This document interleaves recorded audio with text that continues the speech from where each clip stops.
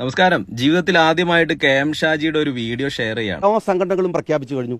പക്ഷേ ഇവരാരും നികുതി കൊടുത്തത് മുസ്ലിം ലീഗിനും CPM-നും കോൺഗ്രസിനും ഒന്നല്ല. ഇവർ നികുതി കൊടുത്തത് സർക്കാരിനാണ്. ആദ്യത്തെ റെസ്പോൺസിബിൾ അതോറിറ്റി എന്ന് പറയുന്നത് സർക്കാരാണ്. അങ്ങനെ നിരാലംബരാകുമ്പോൾ ഒരുപാട് സംഘടനകൾ അവരൊക്കെ നമ്മൾ അഭിനന്ദിക്കുകയാണ്, അവർക്ക് സഹായങ്ങൾ വാഗ്ദാനം ചെയ്യുന്നുണ്ട്.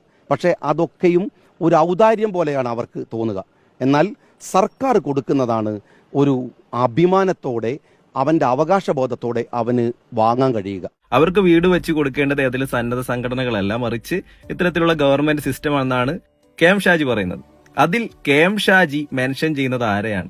ഞാൻ നേരിട്ട് മാത്രമേ സഹായം ചെയ്യൂ എന്ന് പറഞ്ഞുകൊണ്ട് മുഖ്യമന്ത്രി ദുരിതാശ്വാസ നിധിക്കെതിരെ ഇതുവരെ ക്യാമ്പയിൻ ചെയ്ത മുസ്ലിം ലീഗുകാർക്കെതിരെ തന്നെയാണ് കെ.എം. ഷാജി ഇന്ന് പത്രക്കാരോട് പറഞ്ഞിട്ടുള്ളത്. ഇതിനെപ്പറ്റി പറയുമ്പോൾ കവളപ്പാറ ദുരിതം കൂടി പറഞ്ഞു പോകാതെ വയ്യ.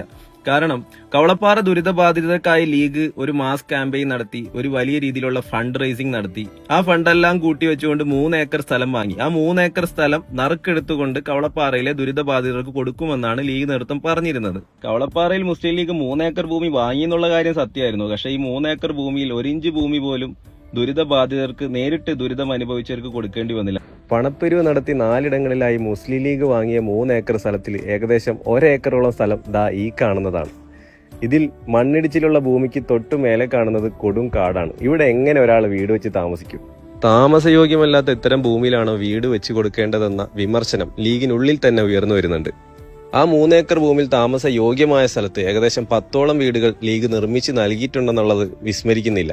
അതിൽ പോലും 25 സെന്റോളം സ്ഥലം ലീഗിന്റെ ഒരു പ്രാദേശിക നേതാവ് അദ്ദേഹത്തിന്റെ ഭാര്യയുടെ പേരിലാക്കുന്ന ഒരു ആരോപണം ഉണ്ടായിരുന്നു. ഇന്നലെ വരെ അത് ആരോപണമായിരുന്നു. ഇന്ന് അദ്ദേഹം തന്നെ ലൈവിൽ വന്ന് നേരിട്ട് പറയാണ്, ആ 25 സെന്റ് സ്ഥലം ഞാൻ വാങ്ങിയ വിലക്ക് ഇപ്പോഴും ഞാൻ തരാം.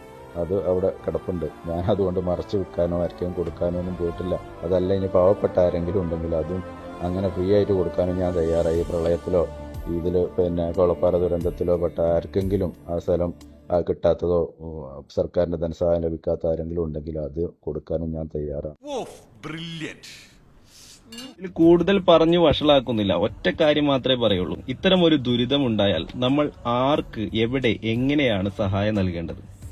മുഖ്യമന്ത്രിയുടെ ദുരിതാശ്വാസ നിധി പോലെ കൃത്യമായി ഓഡിറ്റ് ചെയ്യപ്പെടുന്ന ഓരോ രൂപയും CAG ഓഡിറ്റിന് വിധേയമായിട്ടുള്ള ഫണ്ടിനാണോ, ഇപ്പൊ പേര് മാറ്റിക്കൊണ്ടിരുന്ന ഇത്തരത്തിലുള്ള ആപ്പിലേക്കാണോ അയക്കേണ്ടതെന്ന് സ്വയം ഒന്ന് ചിന്തിച്ചു നോക്കുക. അത്രയേ ഉള്ളൂ.